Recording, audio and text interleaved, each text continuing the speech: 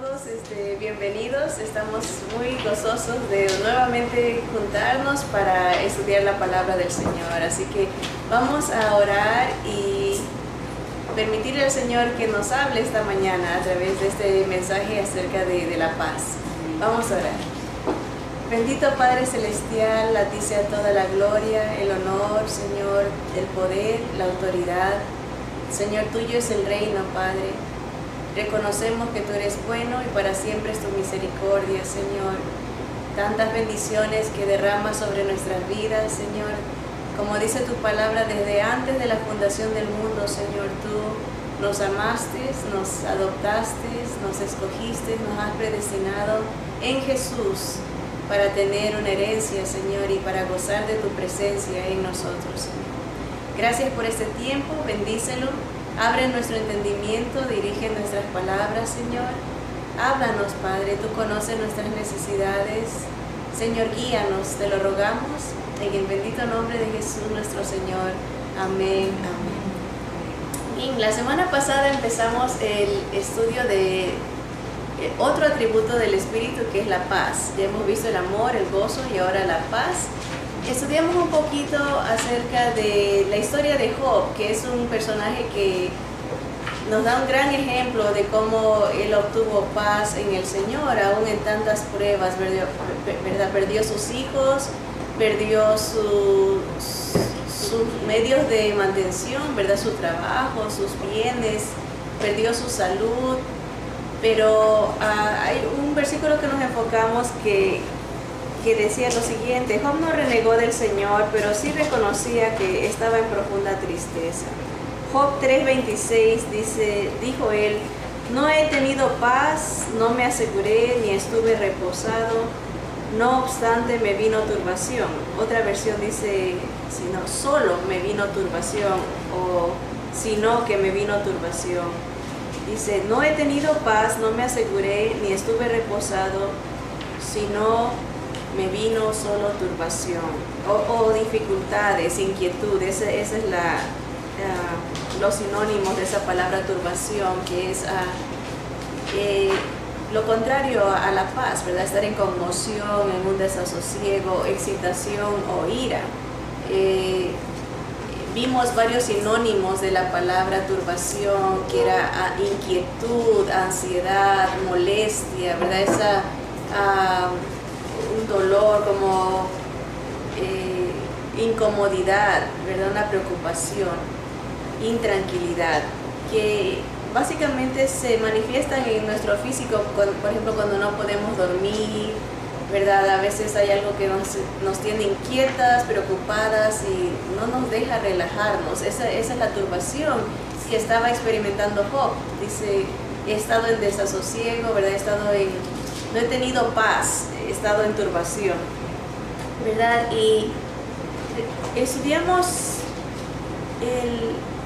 que esta paz, el origen de la paz y también el concepto de la paz. Dice, la paz es muchas veces ese algo que las personas insatisfechas finalmente descubren que les hace falta.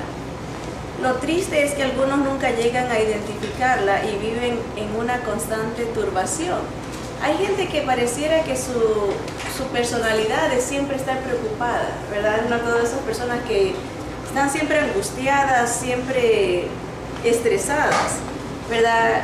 Yo me recuerdo, tenía una conocida en el trabajo que tenía esa tendencia a siempre estar preocupada, angustiada, y yo creo que ni cuenta se ha dado ella, se ha acostumbrado tanto en su personalidad a estar así, como dice aquí, que no se ha percatado que le hace falta la paz.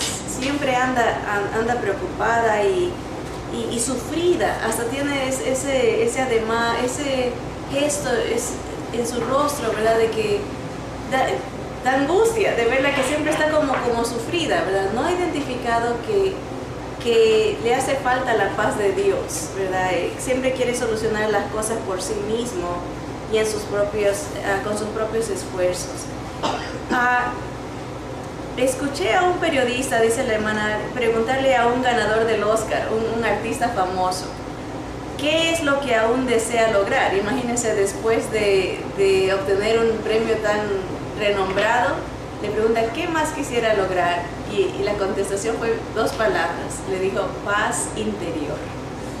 Que duro, ¿verdad? En su riqueza, en su fama, con todos sus logros, reconocía que no tenía la paz del Señor.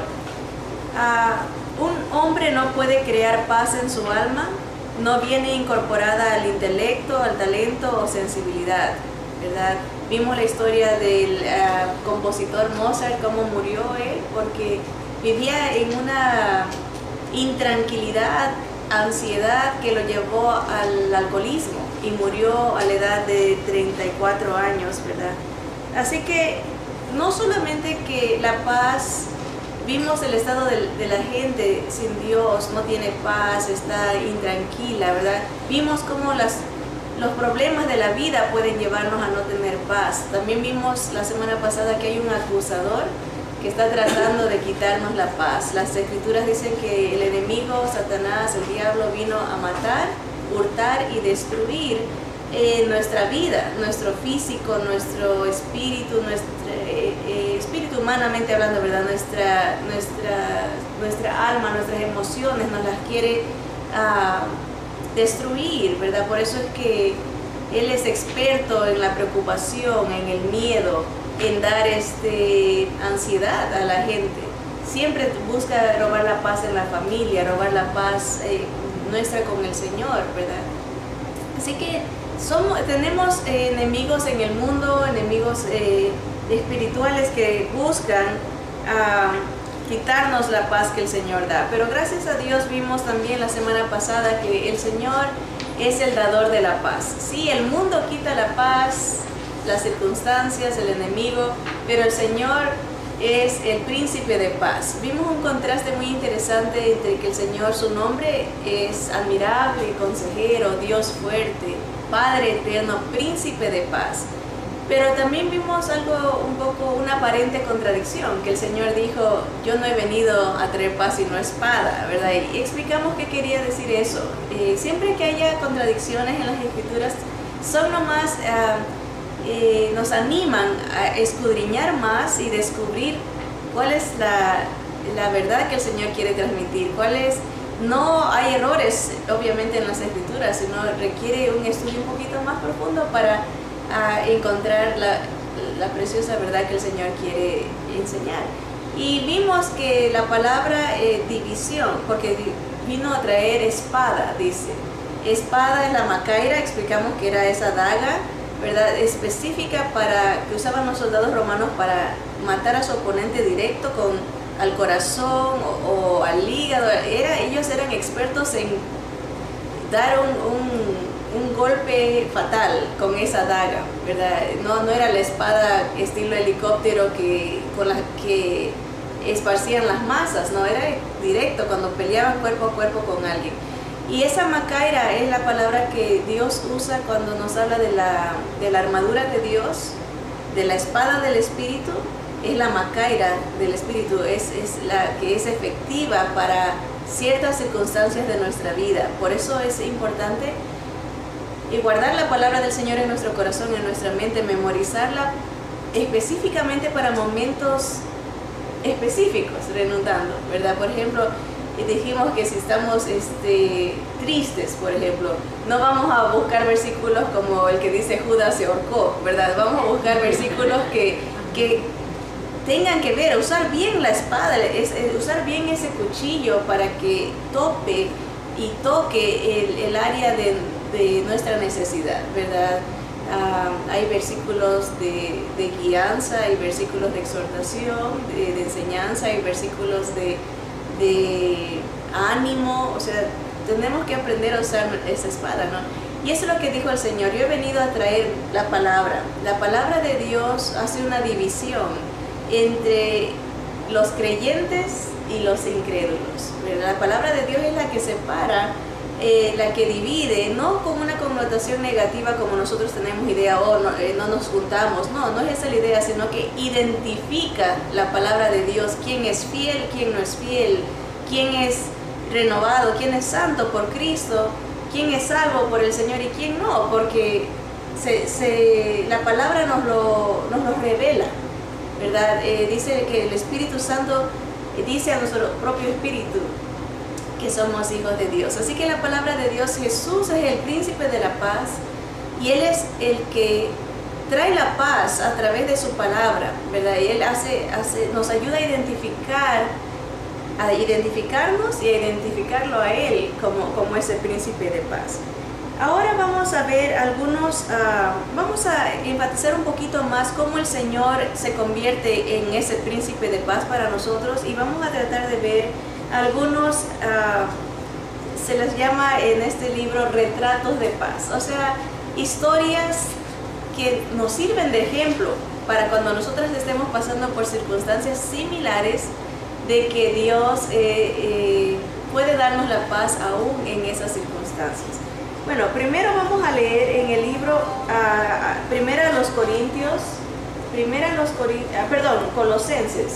Colosenses capítulo 1. Colosenses capítulo 1, y vamos a ver desde el versículo, déjenme encontrar aquí, Colosenses capítulo 1, desde el versículo 15 en adelante.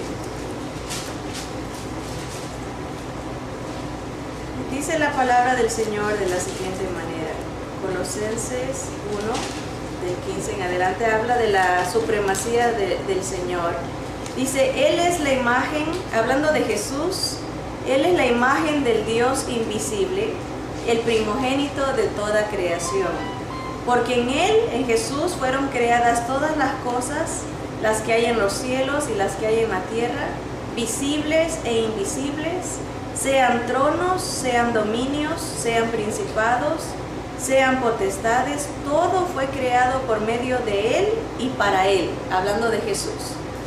Y Él, Jesús, es antes de todas las cosas y todas las cosas en Él subsisten.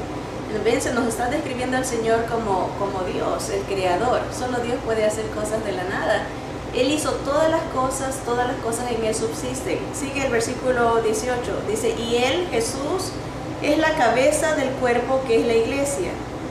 Él, el que es el principio, el primogénito de entre los muertos, para que en todo tenga la preeminencia. Él fue el primero de la nueva creación. Acuérdense que Él es el primero que resucitó para ya nunca morir, físicamente hablando. Igual Él fue el primero, nosotros le seguimos. Algún día, si el Señor no viene pronto, vamos todos a llegar a morir y vamos a seguir esa nueva creación que Él ha hecho. No es que Él fue creado, sino que empezó este nueva creación. Versículo 19. Todo esto por cuanto agradó al Padre que en Él habitase toda plenitud. Y versículo 20. Y por medio de Él, de Jesucristo, reconciliar consigo todas las cosas, así las que están en la tierra como las que están en los cielos, haciendo la paz mediante la sangre de la cruz, de su cruz.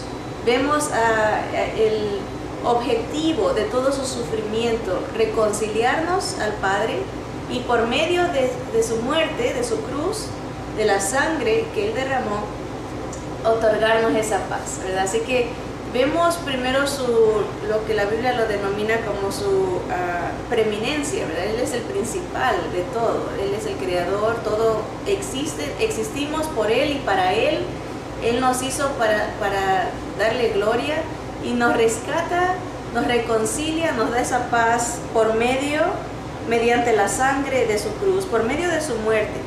Vamos a ver unas páginas más atrás en el libro de Efesios, capítulo 2, versículos del 11 en adelante. Otra vez se va a mencionar la palabra paz a través del Señor Jesús. Ya vimos, tenemos paz por medio de su sangre, por medio de su sangre y de su cruz. Versículo 11 de Efesios capítulo 2. Dice, por tanto, acordaos de que en otro tiempo vosotros, los gentiles, en cuanto a la carne, erais llamados incircuncisión, por la llamada circuncisión hecha con mano en la carne. En aquel tiempo estabais sin Cristo, sin Mesías, es la palabra, sin un ungido, sin un rey, alejados de la ciudadanía de Israel y ajenos de los pactos de la promesa, sin esperanza y sin Dios en el mundo. Pero ahora en Cristo Jesús, en Jesús el Mesías, vosotros que en otro tiempo estabais lejos, habéis sido hechos cercanos por la sangre de Cristo. Versículo 14, la primera parte dice, porque Él es nuestra paz, para que de ambos pueblos hizo uno, derribando la pared intermedia de separación. Versículo 15 dice, aboliendo en su carne las enemistades, la ley de los mandamientos expresados en ordenanzas, para crear en sí mismo de los dos un solo y nuevo hombre, haciendo la paz, pueden subrayar eso, y mediante la cruz reconciliar con Dios a ambos en un solo cuerpo, matando en ella las enemistades. Versículo 17 dice, y vino y anunció las buenas nuevas de paz, el evangelio de salvación, a vosotros que estabais lejos y a los que estaban cerca, porque por medio de él, de Jesucristo, los unos y los otros, judíos y gentiles, tenemos entrada por un mismo espíritu al Padre. ¿Ven qué bonito el Señor cómo nos amó? Por eso dice Juan 3:16 que de tal manera, de la misma manera que amó a los judíos. Si leemos Juan 3 del 15 antes, está hablando de cómo el Señor salvó a los judíos que veían, ¿se acuerdan? La serpiente era de oro, ¿no? Que puso si alguien le mordía la serpiente, el que veía esa serpiente era un símbolo de lo que el Señor iba a ser levantado, y dice, de la misma manera, porque de tal manera amó Dios al mundo, de la misma manera que amó a los judíos, para que todo aquel que en él cree en Jesús no se pierda, mas tenga vida eterna, ¿verdad? Así que aquí en Pablo nos explica en el libro de los Efesios, ustedes no tenían a Dios, vivían sin Dios, sin esperanza, no tenían paz, pero Dios Padre manda a su Hijo para que Él haga la paz entre este pueblo judío y el gentil, y de hacer de los dos pueblos uno por medio de la reconciliación de la sangre de Cristo, que nos hace suyos, ¿verdad? A través de su muerte, porque Él es nuestra paz, dice el versículo 14, que de ambos pueblos hizo uno, derribando la pared intermedia de separación. Y no solamente que quita esa pared, no solamente que nos une en Cristo, espiritualmente hablando, como una iglesia, uno solo, sino que el Señor con su muerte abole la enemistad y la ley de los mandamientos expresados en ordenanzas. ¿Se acuerdan que hablamos un poquito de cómo uno quita la paz cuando sigue solo leyes impuestas por los hombres? Eso también estudiamos la semana pasada, que hay veces que hay imposiciones, que eso quita la paz, el legalismo, que son cosas que el hombre se inventa, tienes que hacer esto, pero Dios nos da su paz infinita en una nueva vida que no se somete a ordenanzas impuestas, sino un mandamiento de parte de Dios, ¿verdad?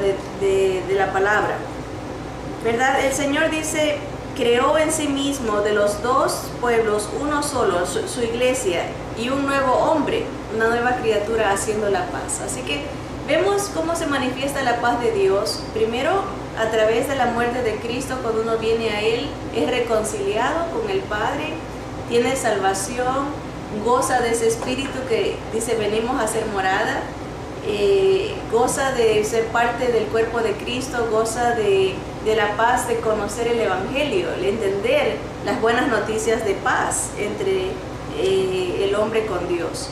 Así que ese es el propósito de la venida del Señor, ¿verdad? Hacer la paz. La semana pasada también vimos la palabra de dónde viene o cómo se dice en griego paz, ¿verdad? Dijimos que en español sería el nombre Irene, ¿verdad? Irene es la palabra, Irene es la paz de Dios, ¿verdad? Ahora vamos a ver en el libro de Juan, versículo 14, Juan 14, versículo 27, el Señor quiere darnos su paz. Y vamos a ver que la paz del Señor es muy diferente a la paz del mundo. Dice Juan 14, 27, Jesús dijo: la paz os dejo, mi paz os doy. Yo no os la doy como el mundo la da. No se turbe vuestro corazón, ni tenga miedo.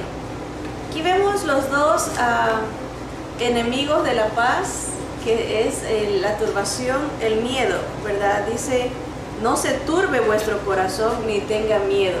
O sea, no tengas ansiedad, no estés intranquila, no estés con malestar emocional, no tengas miedo.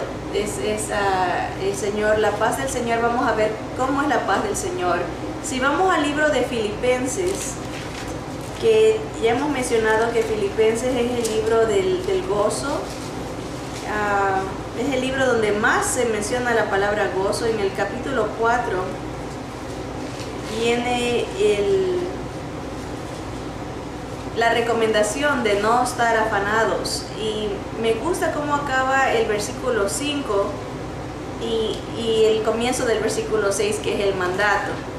Dice, el Señor está cerca, y de ahí lo conecta, dice, por nada estéis afanosos, ¿verdad? Como que el saber que el Señor viene por nosotros debe de ser un aliciente, debe de ser un consuelo, una esperanza. Él viene, el Señor está cerca, como diciendo, no se angustien, ¿verdad? No se desesperen. Y ahí viene el mandato conectado, dice el versículo 6, por nada estéis afanosos, sino sean conocidas vuestras peticiones delante de Dios en toda oración y ruego con acción de gracias. La semana pasada topamos un poquito de este versículo, dijimos, para mí yo siempre le llamo a este versículo la ecuación para la paz. Es unos pasos recomendados por Dios. ¿Cómo se tiene la paz? Dice, primero, que toda petición sea dada a Dios en toda oración y ruego. Hay que pedirle al Señor. La oración es el comienzo para poder experimentar la paz del Señor. La oración.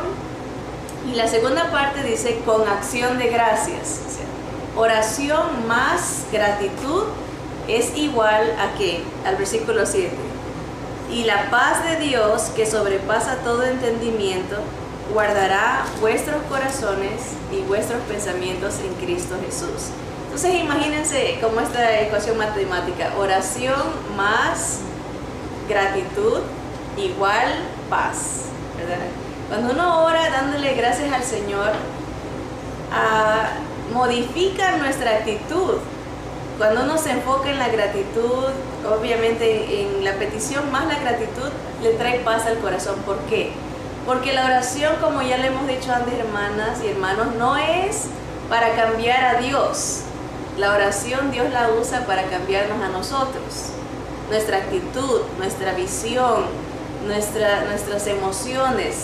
En el momento que uno ora, el Señor usa eso.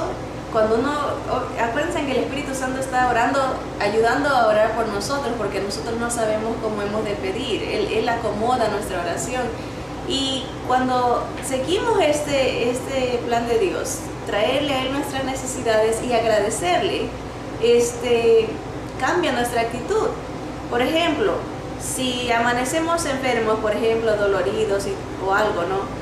En lugar de enfocarnos en eso, uno dice, Señor, te traigo ante tus pies, ¿verdad? Ante tu trono, mi necesidad física, ¿verdad? Pero te doy gracias porque puedo ver, porque puedo hablar, Señor, me he podido levantar, aunque me duele el cuerpo, lo que sea, ¿verdad? Puedo caminar, ¿verdad? No estoy en un hospital, ¿verdad? Empieza uno a decir, oye, en verdad que estoy súper bendecida, y uno no se enfoca en la queja, ¿verdad? En la amargura. Y entonces, esa es la paz de Dios, la que trabaja, es una paz que sobrepasa todo nuestro entendimiento. Él nos la quiere dar. Es una paz, no se somete a los límites humanos, ¿verdad? Uno puede decir, ¿cómo voy a tener paz si estoy en dolor? ¿Cómo voy a tener paz si no tengo dinero? ¿O cómo voy a tener paz si estoy solo o sola? ¿Cómo voy a tener paz si todo me está saliendo mal, ¿verdad? O se ha muerto un ser querido. Pero la paz de Dios, dice, la característica de la paz de Dios es que sobrepasa, va más allá de lo que podemos entender. Cubre todas las áreas que el mundo no puede cubrir. Y no solamente que sobrepasa nuestra habilidad de entenderla, sino que guarda, protege nuestros corazones y nuestros pensamientos en Cristo Jesús. Porque ¿de dónde se origina todo el miedo en nuestra mente, ¿verdad? En nuestras emociones? El corazón es un representante de nuestras emociones, ¿verdad? Y todo empieza con un pensamiento, ¿verdad? Un pensamiento puede llevar a... me gusta, no es sacado de la Biblia como un versículo, pero tiene un principio bíblico. Dice que un pensamiento lleva a una acción lleva a un hábito, ¿verdad? Cuando estamos pensando algo, actuamos de acuerdo a ese pensamiento y ese pensamiento nos lleva a hacer hábitos de lo que viene en un pensamiento. Ese hábito se convierte en un destino. Lo que escogemos hacer todos los días determina quiénes somos. Si todos los días nos levantamos quejándonos porque tenemos un mal pensamiento de que estamos solos, que Dios se olvidó de nosotros, ese pensamiento nos lleva a tener una acción, a estarnos quejando, a estar criticando a otros, ¿verdad? Porque estamos amargándonos, ¿verdad? Y esa acción nos lleva a tener un hábito, si lo hacemos todos los días. Dice que para hacerse un hábito tiene que hacerse 40 días para hacerse un hábito. Si usted hace una cosa por 40 días, lo más probable que ya lo va a hacer una costumbre, porque ya se hizo un hábito.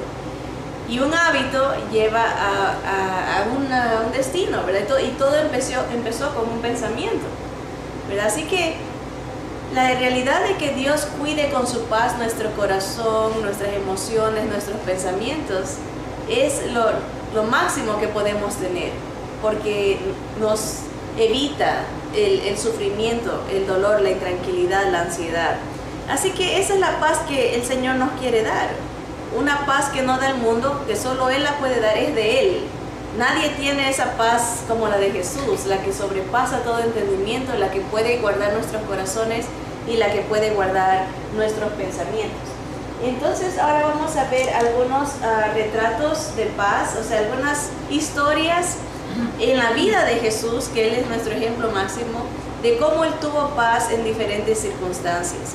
Ahora, el libro nos animaba a leer varias historias, las vamos a resumir para poder avanzar más rápido. La primera historia es la de Jesús siendo perdido supuestamente a la edad de 12 años. Sus papás lo perdieron. Para el Señor no se había perdido, ¿verdad? Los papás se perdieron, pero Jesús sabía dónde estaba, ¿verdad? A la edad de 12 años, dice la historia que Él se queda habían venido miles de gente a Jerusalén para celebrar la Pascua, y obviamente debe haber sido una actividad familiar, que todos van en caravana, ¿verdad? Los niños corriendo y jugando y los padres conversando. Tanto se distrajeron José y María que no se fijaron que Jesús se quedó, ¿verdad? Y dice que 3 días les tomó a ellos encontrarlos. O sea, era un día de camino, se dan cuenta ya al día que Jesús no estaba allá y tienen que regresar otro día, y lo encuentran a Jesús de 12 años en el templo, sentado conversando con los fariseos, los sacerdotes, ¿verdad? Escuchando y haciendo preguntas, ¿verdad? A los 12 años, ¿verdad? Y la mamá y el papá obviamente venían angustiadísimos. Jesús se perdió, ¿verdad? Ellos venían sin paz, venían ansiosos, ¿verdad? Angustiados, hasta enojados, ¿verdad? Porque uno cuando está asustado se enoja, ¿verdad? Especialmente con los hijos, ¿verdad? Y los regaña fuerte porque lo hacen asustar a uno y después uno se siente mal. Este es el ciclo, ¿verdad? El patrón de que el susto lo hace a uno reaccionar y después uno dice, no, sí te quiero, sino que me asustaste, ¿verdad? María viene y le reclama al Señor, ¿qué es esto que nos has hecho, no? Y el Señor bien tranquilo le dice, ¿qué tienes, verdad? Estoy en los negocios de mi Padre, ¿verdad? Bien tranquilo, ¿verdad? ¿Y qué nos enseña esa historia? El Señor tuvo paz aún en su soledad, porque este niño de 12 años se había quedado solo. ¿Cómo comió?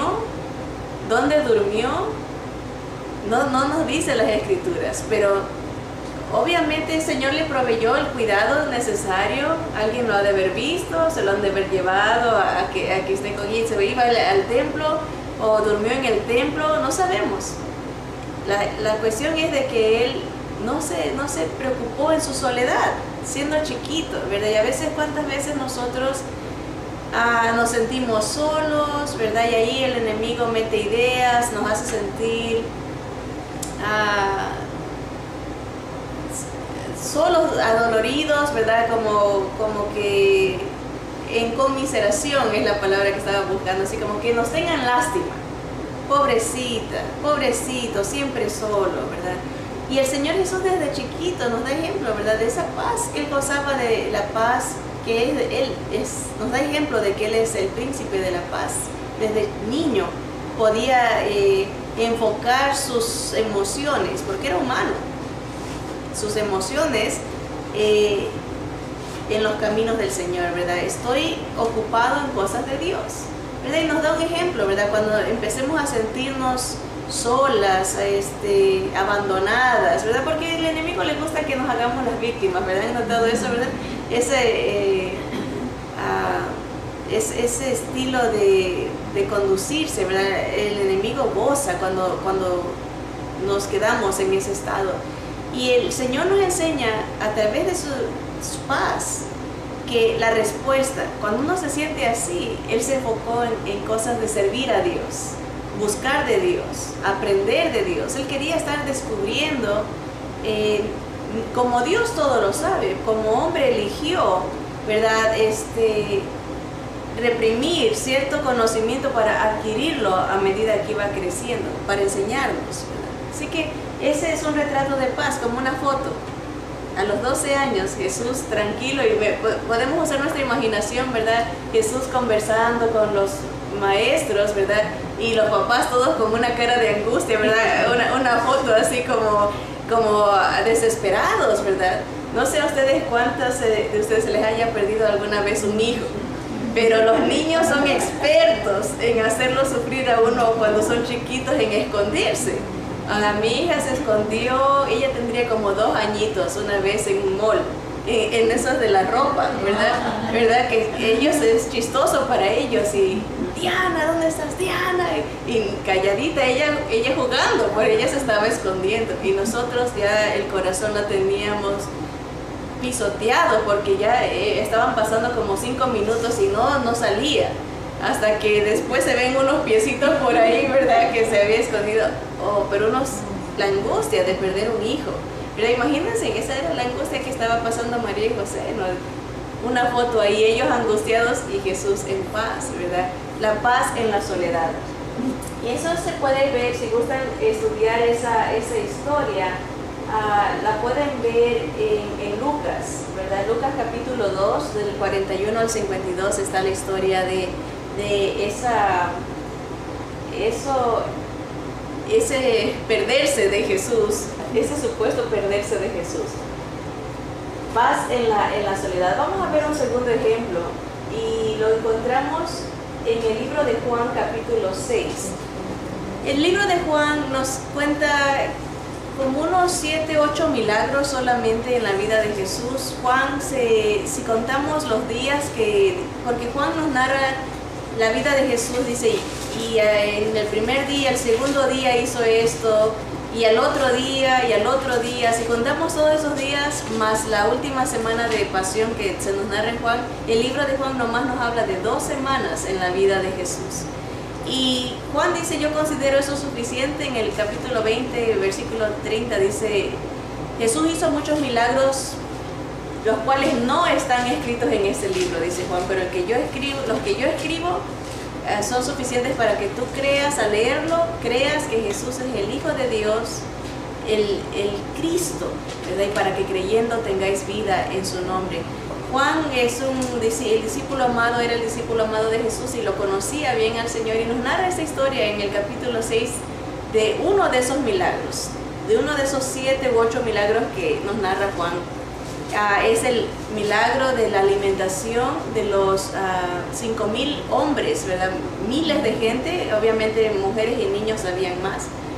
Y se nos narra el plan de Dios, ¿verdad? Había una necesidad, la gente tenía hambre, miles de personas, y era de noche o se estaba oscureciendo, los discípulos se empiezan a angustiar. Manda a la gente, despídelos, dice que vayan a buscar, y el Señor les dice, denle de comer.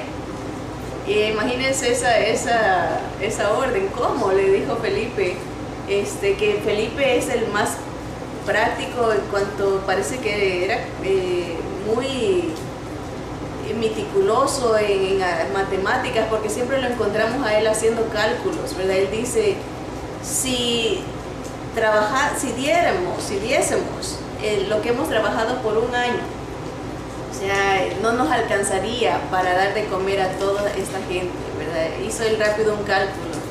Andrés dice, aquí yo me encontré un lonche de un niño, ¿verdad? Se lo quitó el niño, dice, unos pececitos, unos pancitos, pero ¿qué son estos para tremenda multitud? ¿Verdad? Está el Señor permitiendo todo esto para enseñarle a sus discípulos su gloria. Ese es el objetivo siempre de las tribulaciones, de que veamos a Dios en acción, ver la gloria de Cristo. Y el Señor ya sabía lo que iba a hacer, manda a recostar a toda la gente. Él siempre quiere que la gente, antes de Él manifestar su poder, dependa de Él, que esté en una actitud de reposo, ¿verdad? De espera, esperando, ¿verdad? En orden, ¿verdad? No angustiado, vamos a esperar en Dios. Y hace una oración sencilla el Señor, pero muy hermosa.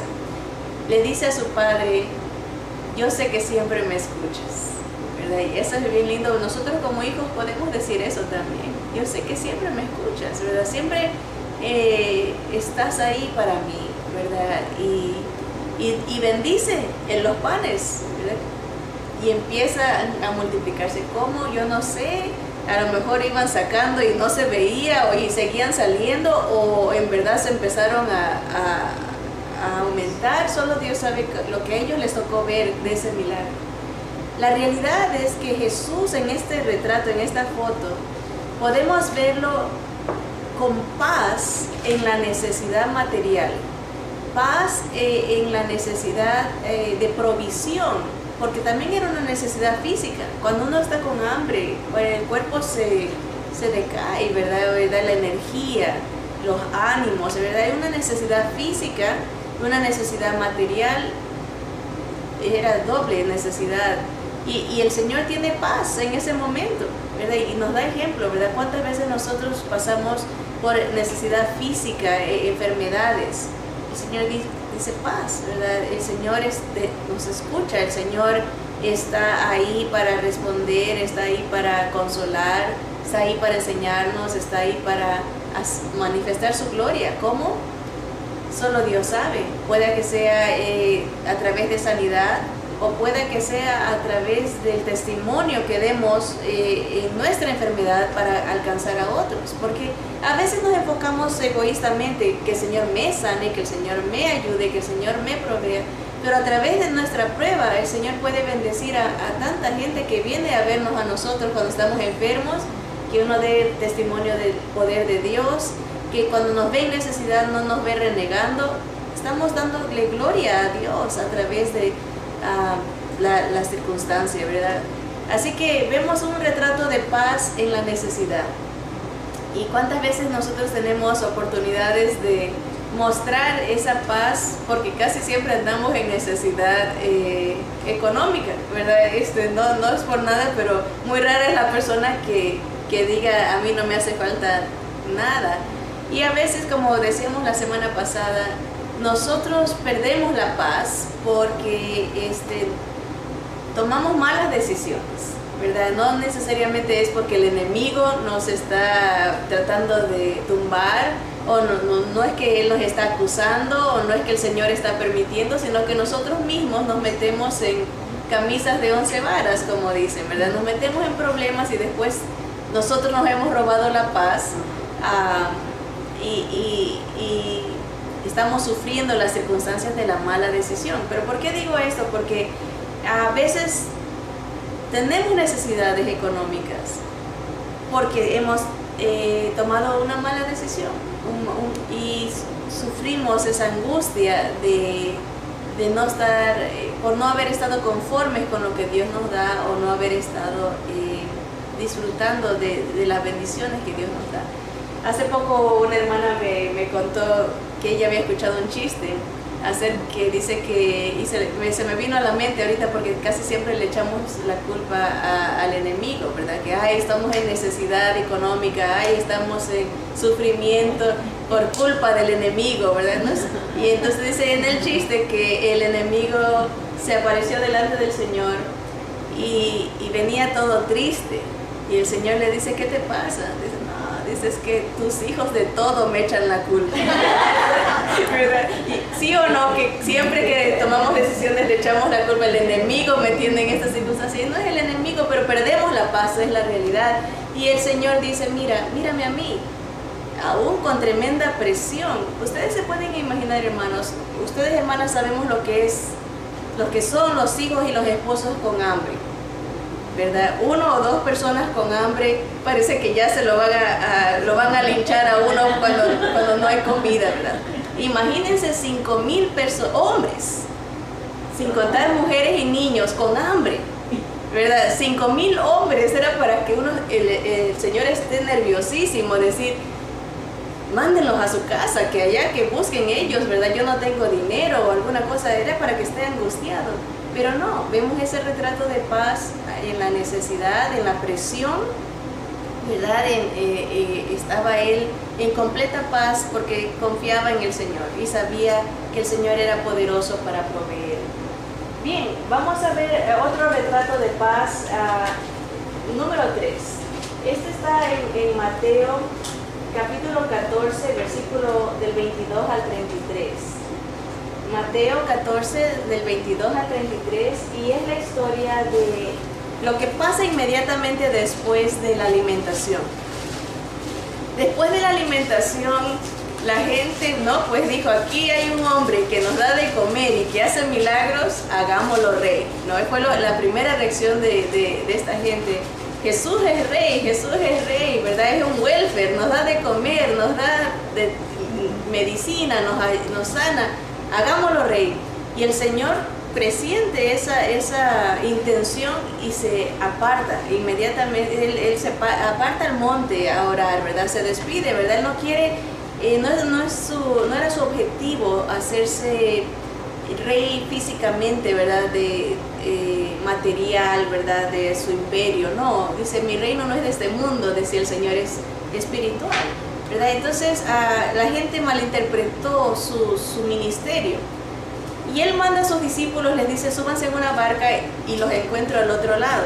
Y él se va al monte a orar, y los discípulos le hacen caso, se suben a una barca, y en el camino empieza una tormenta, ¿verdad? Y dice que el Señor los estaba viendo desde el monte, ¿verdad? No, yo creo que no era que estaban cerca, sino que la habilidad del Señor de verlo todo. Estaba viendo que ellos estaban angustiados porque la tormenta se desató. Obviamente no fue algo de repente, sino que fue avanzando las horas. Dice que a la 4ª vigilia, leamos eso para no hablar de memoria, en Mateo capítulo 14, en el versículo 22, Mateo 14, 22, dice, es la palabra del Señor: enseguida Jesús hizo a sus discípulos entrar en la barca e ir delante de él a la otra ribera, entre tanto que él despedía a la multitud. Despedida la multitud, subió al monte a orar aparte, y cuando llegó la noche estaba allí solo, otra vez en soledad del Señor. Y ya la barca estaba en medio del mar, azotada por las olas, porque el viento era contrario. Mas a la cuarta vigilia de la noche, Jesús vino a ellos andando sobre el mar. Acordémonos, hermanos y hermanas, que en el horario judío, el día empezaba de noche, a las 6 de la tarde. Para nosotros empieza a las 6 de la mañana, para ellos no. Por eso a veces hay un poquito de confusión cuando leemos de los días, porque para ellos a las 6 de la tarde empezaba el día. Y cada vigilia duraba 3 horas.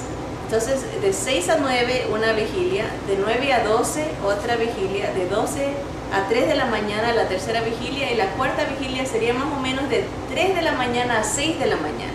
Entonces el Señor los ha de haber despedido a ellos posiblemente al siguiente día, o sea, a las 6 de la tarde, pues ya estaba oscureciendo, estaban cansados, los mandó. Entonces estos pobres discípulos estaban remando y trabajando desde las 6 más o menos de la tarde hasta las 3, 4 de la mañana. Están cansadísimos remando en contracorriente con la tormenta, ¿verdad? Y se les aparece el Señor. Dice, y Jesús vino a ellos andando sobre el mar, y los discípulos, viéndole andar sobre el mar, se turbaron, diciendo, un fantasma, y dieron voces de miedo. Pero enseguida Jesús les habló diciendo, tened ánimo, yo soy, no temáis. Bien, se usa el nombre de Dios, y el gran yo soy. No tengan miedo, soy Dios, ¿verdad? Caminando. Entonces, ¿qué podemos sacar de esta otro retrato, esta otra foto? Bien, dice, tenemos una razón y solo una para no temer: la presencia de Cristo en nuestras circunstancias. Él es la razón más que suficiente. Fue suficiente para que Pedro saliera a caminar sobre las aguas. Mientras Pedro caminó directamente para ir a Jesús, se mantuvo sobre las olas, pero luego comenzó a hundirse. ¿Qué sucedió? ¿Por qué no pudo mantenerse a flote Pedro? ¿Por el poder de Jesucristo? Porque Pedro comenzó a prestar atención a sus circunstancias mientras Cristo permanecía fijamente concentrado en su destino. Entonces el miedo se apoderó de Pedro, ese mismo miedo que se ata con un peso a nuestros tobillos y nos sumerge en las olas de las circunstancias que nos rodean. Entonces, el Señor pudo tener paz no solamente en la soledad, no solamente en la necesidad, cuando había falta de provisión, sino en la tormenta. Ahí lo encontramos al Señor en perfecta manifestación de su poder. Se ve su gloria en la tormenta con paz, ¿verdad? Usó esa circunstancia para hacer crecer en fe a sus discípulos, porque pudo revelarse como Dios. Yo soy. No tengan miedo, yo estoy con ustedes. Y nos enseña que su presencia es prevalente, es constante, aún más en las tormentas, ¿verdad? Pedro pudo verlo y se animó a caminar sobre el mar y lo hizo. Fue un milagro para él también. Él podía después contarle a la gente, yo caminé sobre el mar, y quitar el pedacito donde decía ahí, después me hundí, ¿verdad? Pero pudo caminar. Él vio al Señor y fue la única persona que ha hecho eso. Pudo caminar sobre el mar, aunque perdió el enfoque debido a las circunstancias. Y el Señor nos enseña a través de esta historia, obviamente, no pierdas el enfoque de mi persona, de mi presencia en tus circunstancias. No te dejes turbar. No dejes que la paz sea robada por lo que te rodea. Porque una tormenta, no sé cuántos de ustedes vieron esa película que se llamaba La Tormenta Perfecta, The Perfect Storm. Era horroroso, ¿verdad? Yo nunca he estado, me mareo yendo con el mar tranquilo, imagínense con tormenta, pero es horrible porque el poder del mar, ¿verdad? La grandeza del mar, las olas, son olas de 30, 40 pies de altura, es horrible el viento.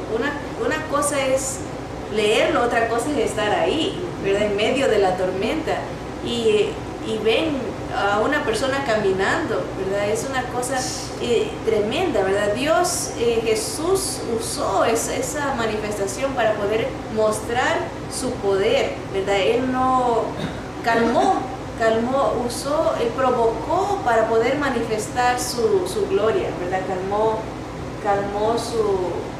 la tormenta. Bien, vamos a ver, a resumir, hermanas. Hay una historia más, pero esa me gustaría dejarla para la semana que entra, porque es la historia de Lázaro, la muerte de Lázaro, ¿verdad? Y ahí vamos a ver la paz en el dolor.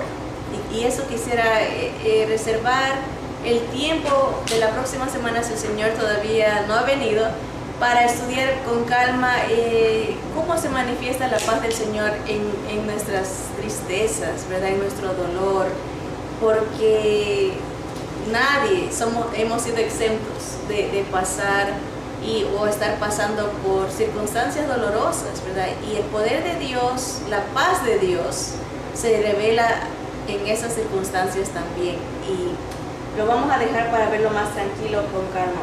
Así que hoy hemos visto cómo se manifiesta esa paz que sobrepasa todo entendimiento. Se manifiesta en nuestra soledad, se manifiesta en nuestras necesidades físicas o económicas, materiales, ¿verdad? Se manifiesta en la tormenta, ¿verdad? Esa paz que Dios, Jesús quiere impartir, esa paz que solo viene de Él, el mundo no la puede dar.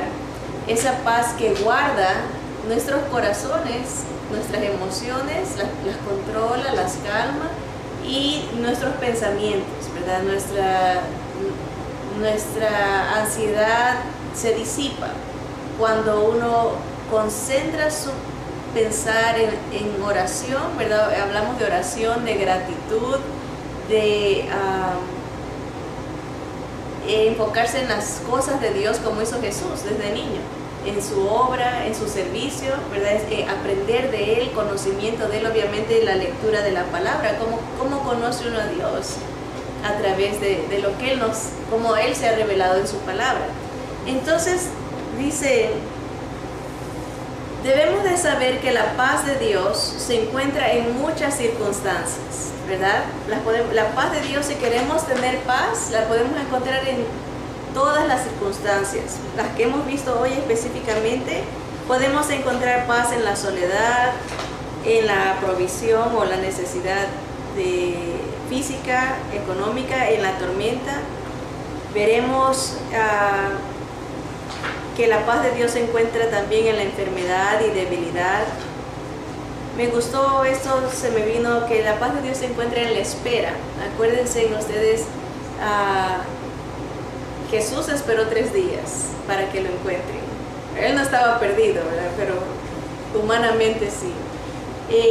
Los discípulos tuvieron que esperar varias horas de lucha para que el Señor se manifieste. En la historia de los panes, ¿verdad? Y la multiplicación, tuvieron que esperar que Jesús se manifieste. Hay paz en la espera, ¿verdad? Hay paz en la separación. Hablando de José, María y Jesús, estaban separados físicamente, pero Jesús pudo tener paz en esa separación, ¿verdad? Hay padres, tal vez, ¿cómo podemos aplicar esto? Hay familias que sus hijos se van, por ejemplo, a la guerra. Hay separación, pero puede haber paz en esa separación.